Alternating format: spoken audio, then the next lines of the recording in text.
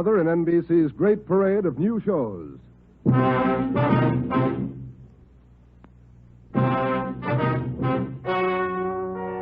and gentlemen, the story you are about to hear is true. Only the names have been changed to protect the innocent. NBC brings you Dragnet.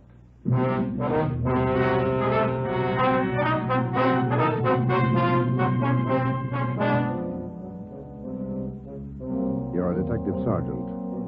You're assigned to Homicide Bureau. A police officer has been shot, mortally wounded. One of the suspects has been apprehended. The other is still at large. Your job, find him. Dragnet, the documented drama of an actual crime, investigated and solved by the men who unrelentingly stand watch on the security of your home, your family, and your life. For the next 30 minutes, in cooperation with the Los Angeles Police Department, you will travel step by step on the side of the law through an actual case from official police files. From beginning to end, from crime to punishment, Dragnet is the story of your police force in action. It was Thursday, November 16th. It was foggy in Los Angeles. We were working the day watch out of Homicide. My partner's Ben Romero. The boss is Ed Backstrand, chief of detectives. My name's Friday. It was 11:58 a.m. when we got to the Georgia Street Receiving Hospital, second floor, room 5. Treatment room. All right, he made good time. How's Bemis, Doc? Got in the lungs, Ben, 3 times. He's going fast. His wife with him? They're bringing him down now. Can we talk to him? Now make it fast. Come on, Joe. This way. Easy.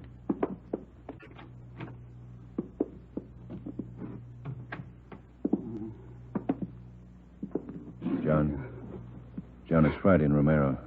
They want to talk to you a minute. Doc, it burns. My chest. Burning up. Nurse? Yes, Doctor? The hypodermic. Yes, Doctor. Easy. All right, fellas. Don't take too long. John, it's Joe Friday. Can you tell us how it happened? Joe. How'd it happen, boy? Can you tell me? Can't figure it, Joe. Why'd he do it? We gotta find out. Now, how'd it happen? I don't know. I was directing traffic. East Broadway and First Street. Gray coupe. Pulled up for the stop. Gray coupe. How many men in the car? How many, John? 2. Gray coupe. Pulled up for the stop. In the pedestrian lane. Went over. Gonna ask him to back up. Back up out of lane. Just gonna ask him. Yeah, John, and then what? Driver. Dark hair. Eyes. Dark. Went over. Gonna ask him. Back up. Pointed a gun. No reason. Pointed a gun at me. All right, easy, John. Take it easy. No reason, Joe. No reason he fired. Hurry it up, Joe. Yeah. No. What about the other man in the car? Did you see him? Can you describe him? Joe, did you get him? Gray coupe. Driver. Guy with him. We've got the driver, John. He's upstairs. The other one got away. We gotta find him. You gotta help us. My wife. Somebody send for Dora. She's on her way. She'll be here in a minute. Now, can you tell us, the other man in the car, what did he look like? Gray coupe. What did he look like? Don't press him, Joe. Gray coupe. The driver. Pointed a gun. Dark hair. Yeah, I know. The other man, John. We got the driver. What did the other man look like? Send for Dora. Come on, Ben. Thanks, Doc. Okay, Joe. Going fast. Yeah. John got any kids? 2. Always pick a family man. This thing's got a phony ring to it, Ben. You don't just pull a gun and shoot a man. Not if you're sane, you don't. Here's the stairs. The guy we got is as sane as they come. And how do we explain it? All I know is that hood shot John Bemis, and I want to know why. Might be a lead in that car he was driving. Maybe. Come on, here we are. Phone message for you, Friday. Came in a few moments ago. Thanks, Davis. From R&I. They got a make? Take a look. No make or warrants on James Vickers. Great.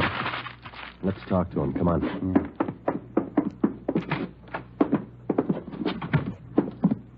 Minor wound, Joe. Bullet penetrated the fleshy part of his hand. Didn't touch the bone. Thought this guy had an arm wound, too. Just a neck, man. That officer you shot, Vickers, he's dying. Is he? He's a family guy. Got a wife, 2 kids. Has he? Why did you shoot him, Vickers? Ask him. We did. Then you know the reason. Said there wasn't any reason. That's right. Look, we're going to make you on this, Vickers. You know that, don't you? I don't know anything. Why'd you shoot him? Shut up. Why'd you shoot him? Joe. Yeah. Davis? Yeah? Stay with him. Right. Doc, get us an MT slip on this guy, will you? We'll be back in a minute. Come on, man. All right, Joe. I'll have it ready. Too big, punk. Easy, Joe. Oh, easy nothing. I've seen too many good cops like Bemis cut down by punks like that Vickers. Getting mad won't help. Come on, down the stairs. Back to see Bemis? Why?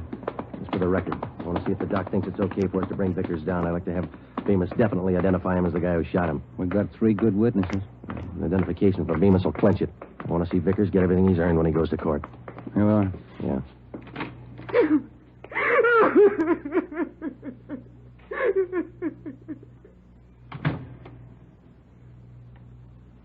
He went fast, Joe.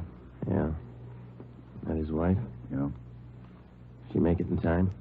No? Did he say anything that'd help? No, it might. He said a prayer.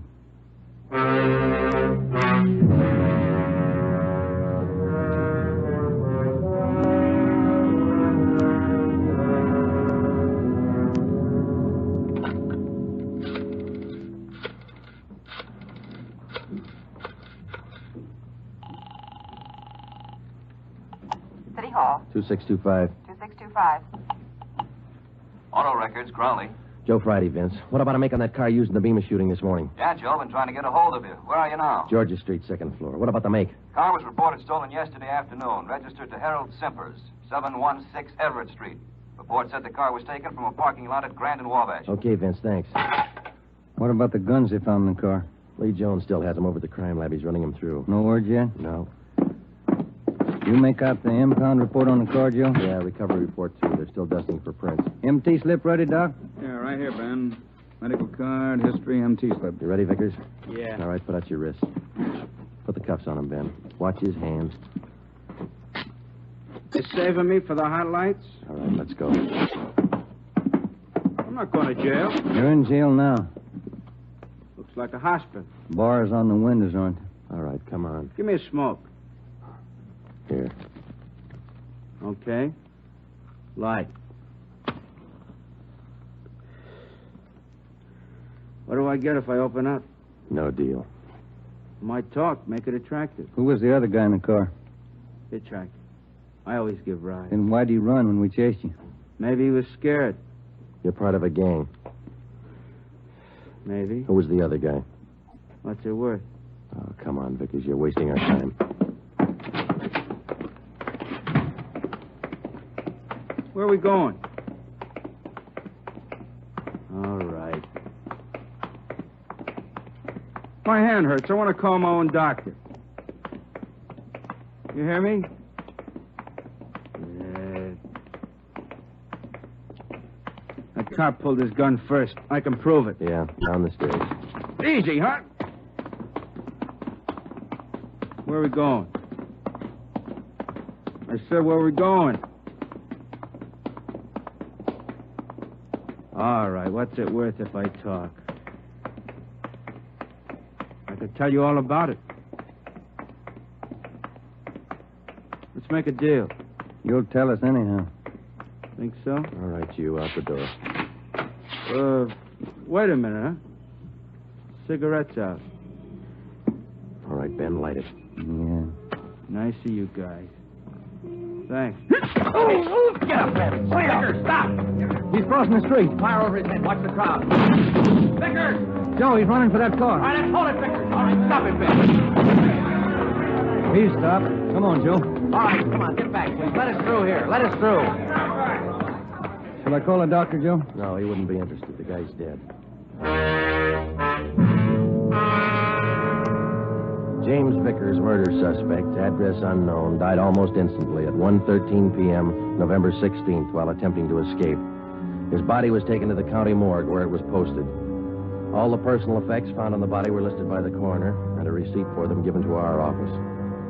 At 8:35 the next morning, Ben and I met with Chief of Detectives Ed Backstrand. Those 4 guns they found in the car Vickers was driving. They're all U.S. Army property. Where were they stolen from, Skipper? I don't know. Each one of the guns is stamped U.S. Army, that's all. Well, that makes it easy. The coroner find anything on the body? Nothing to tell us why Vickers decided to kill a traffic cop. What did Bemis say before he died? He was on traffic duty yesterday morning down at East Broadway and First. At 10:35, a gray coupe pulled up for a stop sign. Vickers was driving. Bemis started over to tell him to back up out of the pedestrian zone. Vickers pulled a gun and shot him. How'd they catch Vickers? Chased him 3 miles before he piled into a lumber truck. The guy with him got away. Fine. Checked R&I. No make or warrants on Vickers. Kickback's not in on his fingerprint. All right. What's your guess, Friday? I don't have one, Ed. Vickers could have been hopped up. Doc Stanley over at Georgia Street said no. We checked him. Wait a minute. Backstrand. Yeah, hold on. For you, Friday. Gee, thanks. Friday talking. Yeah. Yeah, good. Be right over, Lee. We're in business, Ed. Crime Lab just found Vickers' address.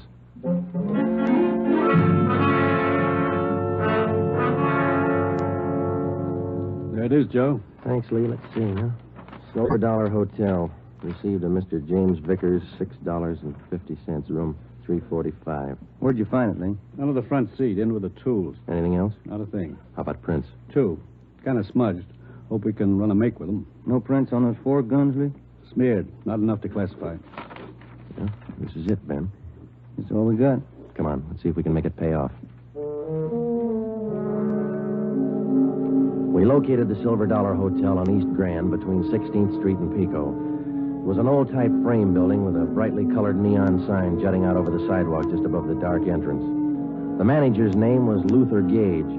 We showed him a picture of James Vickers. He definitely identified him as one of his former tenants. He told us that Vickers had stayed at the hotel 1 week in room 345 and that he had checked out 2 days ago.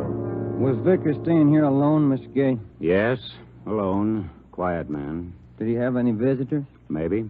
Wouldn't know. Paid his bills, spent most of his time away from the hotel. Good tenant. Did Vickers have any friends here in the hotel? Maybe. Fell in the room next to Mr. Vickers. He still lives here. 2 of them used to be kind of thick. Can we look at that room Vickers stayed in, Mr. Gage? Let's see. Yes, it's still vacant. All right, this way. This man Vickers was friendly with. What's his name, Gage? Knight. Raymond Knight. Room 343. Is he in his room now? No. Went out about 8 this morning. Here's the elevator. How well would you say Knight and Vickers knew each other? Couldn't say. Good tenants, both of them. Pay their bills. Did they go out together? Seem to know each other well? Wouldn't know. I don't pry. Look, this case involves murder, Mr. Gage. We told you that. We'd appreciate your cooperation. Cooperation don't pay the rent, Sergeant. 3rd floor. This way. Here, 345. Open it up.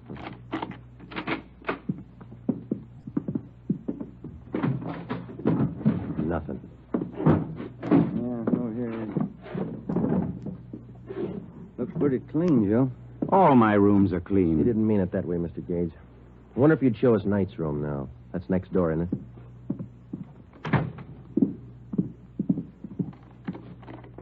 I don't know about this. Poking into other people's rooms. Not regular. Neither's murder. Come on, let's go. Does Mr. Knight have this room to himself? Sure ask questions, don't you? No, Knight has a friend staying with him. About 2 weeks now. Not in much. Is he in now? Don't think so. Ben, watch it! Oh, drop that, you! Bad shot, Mr. Gage. Look out!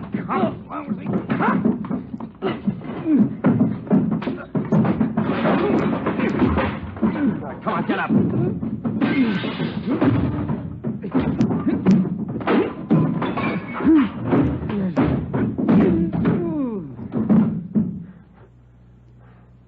Ben? He's out cold. Look what you've done to the room. I thought you said Knight wasn't in. He isn't. This is his friend. Great friends. 45 automatic in his hand. 38 snub nose in the bureau. Another 45. Look in his bag. I don't pry. He pays his bills. Good tenant. Yeah. Can I get outside on this phone? Yes. All outside calls are 10 cents. Yeah. Here. Have to keep the books straight. Sure you do. Who's going to pay for the damage? Ask Mr. Knight's friend here. Well, say... Why worry? He pays his bills. Good tenant. I called Ed Backstrand, and he sent out a special detail to stake out the hotel and bring in Raymond Knight if and when he returned. Ben and I drove to the Georgia Street Receiving Hospital where Doc Stanley patched up the cut on Ben's scalp and treated Raymond Knight's friend for simple cuts and bruises. From papers found in his wallet and in the hotel room, he was identified as Frank Gannon, 9896 Wasatch Street, Kansas City, Missouri. When we got to headquarters, we had Gannon taken to the interrogation room where we questioned him briefly. He told us that he was a self-employed watch salesman, and that he was in the city on a business trip. He admitted friendship with Knight, but not with Vickers. We booked him at the county jail for assault with intent to commit murder. The 3 guns found in the hotel room were turned over to the crime lab. We reported back to the office. Joe, my head's pounding like mad. That Gannon's a mean one. Yeah, it's a nasty crack. I got some aspirin in my desk. Might help. You're on. Hi, boys. Rough day. I don't get much rougher, Eddie. Message for you on the desk. Well, I'm going to eat. Starving. Right, Tracy. What is it, Joe? Jones got a make on those prints he lifted off the car. Let's see. Yeah, something else in there on James Vickers. Wanted 10-14-43, desertion, U.S. Army. That could account for those stolen Army guns. Yeah. What about the make on those prints Lee found? Let's take a look. Vance Taylor's. Good solid record. 4 burglaries, 2 armed robberies, 2 assaults. Wait a minute. Here's the mama sheet. Born so-and-so, age 36, height. Alias John Fields, Harold Grant, Tom Bissell, Joe... Hey. Yeah, alias Raymond Knight. The other man who rode in the car with James Vickers the morning he shot down Traffic Officer Bemis finally had been identified. Vance Taylor, alias Raymond Knight. Well, that still didn't explain the unprovoked murder. It didn't explain the 4 guns found in the car or the 3 guns found in the hotel room. An assortment of arms like that could mean something big, but we didn't know what. Gannon's sudden willingness to shoot it out in the hotel room meant something, too, but we didn't know what. We had Gannon brought back to the interrogation room. Hi, Gannon. Have a seat. Everything all right? I'll bet you're worried. No, we're not worried, Gannon. You ought to be. Don't make me laugh. You're tied in with Raymond Knight. That's enough for us. You send me up for it. We're going to try. Big talk. How long did you know Vickers? I didn't. Funny. His prints are all over one of those guns we found in your room. I'm not worrying. Then you better start, Gannon. Vickers and Knight killed a man. If you run with him, your hands are dirty, too. I room with Knight, that's all. Knight didn't come back to the hotel. Where is he? We're not that close. You share your guns and your friends. That's close enough for us. I don't know Vickers. You mean you didn't know him? I said I don't know. We got Vickers, Gannon. He's dead. Good story. Okay. Come on, Gannon. Let's go down to the morgue.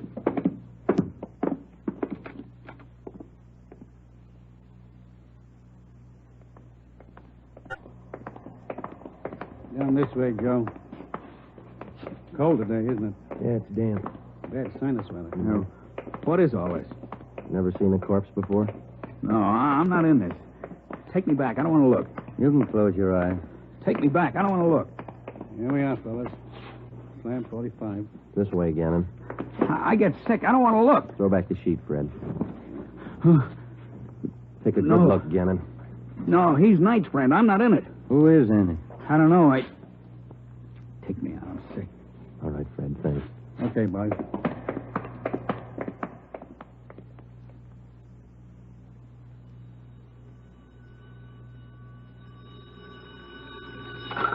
Interrogation room, Friday. Joe, on stakeout at the Silver Dollar Hotel. No sign of Raymond Knight. Keep you posted. Okay, Dave. Thanks. How long does this go on? I can call a lawyer, you know. And you better call one right away, Gannon. They just picked up Knight at the hotel. He's incriminated you. You're a liar.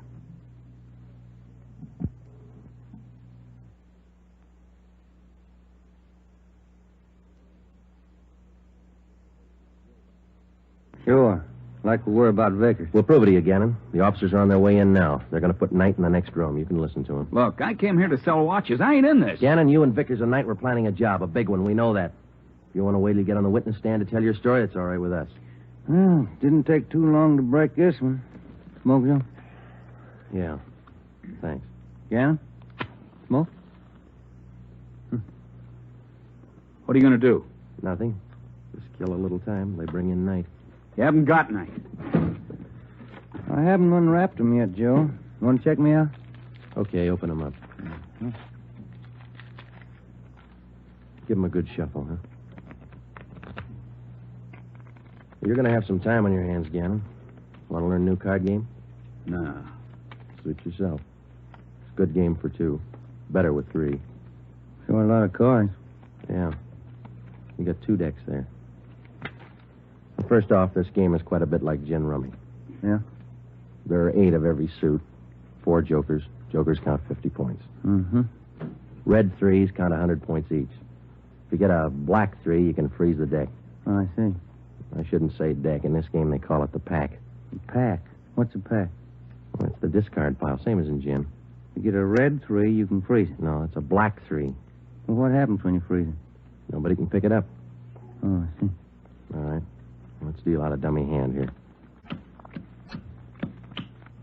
Fine game, Gannon. Sure you won't change your mind? You don't want to play, Joe. All right, now in two-handed, you deal out 15 cards, see?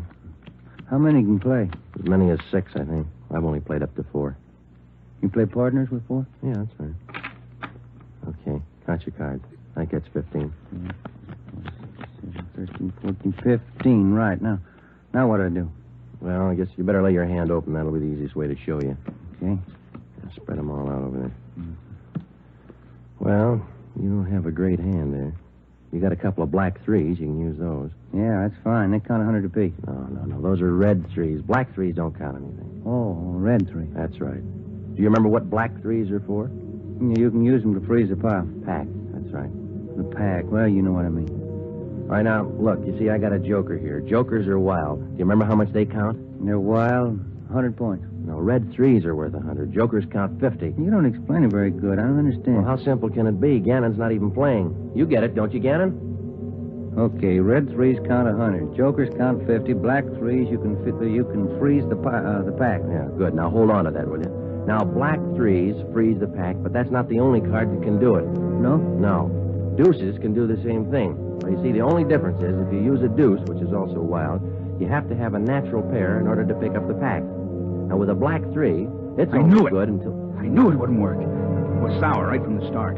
Vickers killed the cop. Ben, I'm not call in the it. stenographer. I'm Right, dropping Joe. out. I'm taking no raps. Johnny, the stenographer? Right, Ben. All right, Gannon. Too late. You haven't got time. 20 after 1, they're going to do it. Do what? Payroll. Brazier Company. Messenger leaves at 1:20. He's got the payroll. 30 grand. They're going to get him. Where does the messenger leave? 1:20. You're too late. I'm not in it. Where does he leave? 1:20 leaves the bank, I think. No, maybe the company. Where's the company? 3rd and Spring. They're going to get him. Where's the bank the messenger goes to? Up the block, 2nd National, 3rd and Hill. Where are they going to get the messenger? By the alley, Clay Street. I'm not in it. Ben, check it. Get out of communications. Have him put out a call to block off the area. Give him the details. Right. Johnny. Yeah, Joe. Stay with this guy. Okay. Davis. Go. Brazier. Manufacturing. Olympia.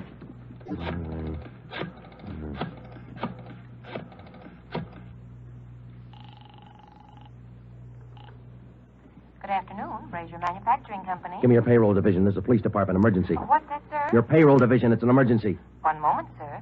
Come on, hurry up. Payroll, Hopkins. Mr. Hopkins, this is Sergeant Friday, Police Department. We've had a tip your payroll messenger is going to be held up today. Has he left your building yet? The messenger? Yeah.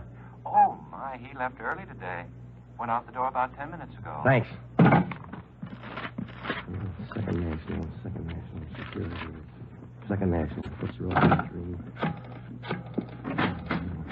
Friday, what's all the excitement? You break that guy? Wait in a minute, Ed. No time. Good afternoon, 2nd National. Give me the manager on duty, please. Emergency. One moment, please. One moment. Come on. I'm sorry, sir. The line is busy. Would you care to wait? Give me the chief teller. Thank you. Chief Teller, Waters. This is Sergeant Friday, Police Department. Emergency call. Has the payroll messenger from the Brazier Company left the bank yet? Well, I wouldn't know, Sergeant. Just a moment. I'll have your call switched. Yeah. Operator. Beatrice, would you give this call to Miss Chalmers? It's important. Thank you, Mr. Waters. Miss Chalmers, good afternoon. Miss Chalmers. What's the matter, Friday? You sick? Yeah, I'm sick. Miss Chalmers, good afternoon. Miss Chalmers, this is Sergeant Friday, Police Department. Has the payroll messenger from the Brazier Company left the bank yet? From Brazier? Why, yes, not more than 2 or 3 minutes ago. And he had the payroll with him? Of course. Thanks. Got a tip on a payroll stick. I bet you coming? Yeah, let's go. Ben, down this way. Coming.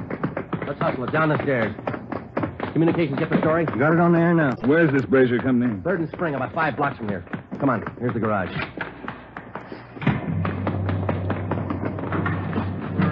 All right, come on, hit it. Let's make time. Get the radio on. Just warming up. All units. Attention all units. On 3rd Street, corner of Clay Alley, 211. A bank messenger. Suspects are headed west on Clay Alley. Suspects are armed. Code 3. 11R. Take the call. Cars are closing in fast. 4th Street up ahead, Ben. Might meet him at this end of Clay Alley. Hold on. No, it was pretty quiet at this end. Not much you can do without... Hey, look. Coming out of the alley now. Guy with the police. Brown clothes. The guy with him. Pull up, Ben. Now, let's go. All right, you two, hold it. They're running for it. Come on. Ben, what's this about? Let's go. Come on, they're losing it. I see him up ahead. They're turning onto Hill Street. Romero, come on. Will you, Skipper? You see him, Joe? Heading for the subway terminal. Yeah, they're going into the crowd. Don't lose them. All right, I'll take the ramp to the left. Ben, go with him. I'll take the one to the right. You see him, Joe? No, I lost. Now, wait a minute. There they are, over the turnstile. Come on. Joe, they're off the platform. They're crossing the tracks. Ed's got one of them. Come on, over the turnstile. Come on, Ben. Joe, the other guy. He's down into the tunnel. He's straight. Come on, after him. Hug the side. He's trapped, Ben. There's a train coming through. You, come back. You're trapped. Ben, get out. Hug the side. Get into it, Joe.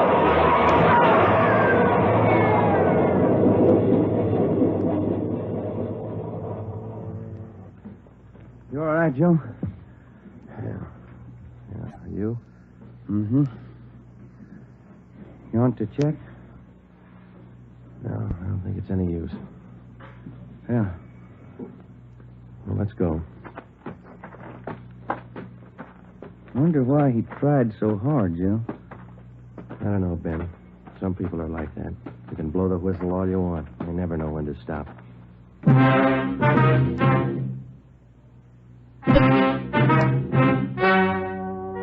The story you have just heard is true. Only the names were changed to protect the innocent. Frank Gannon, the only surviving member of the hold-up gang, was tried and convicted of the crime of assault with intent to commit murder. He is now serving out his sentence at the state penitentiary.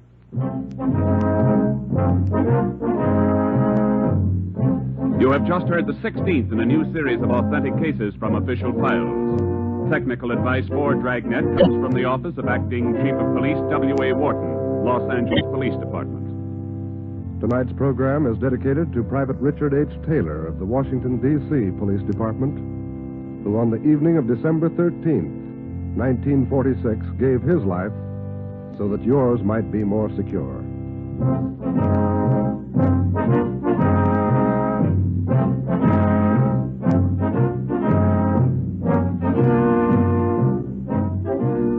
Dragnet came to you from Los Angeles.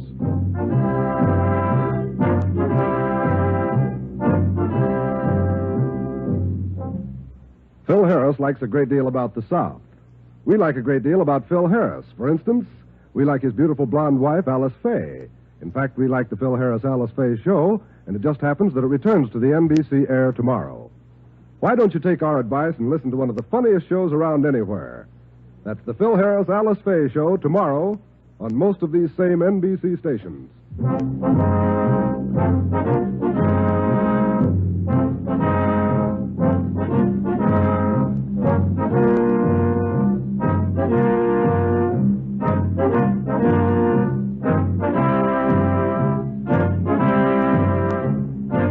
Your tune for the stars on NBC.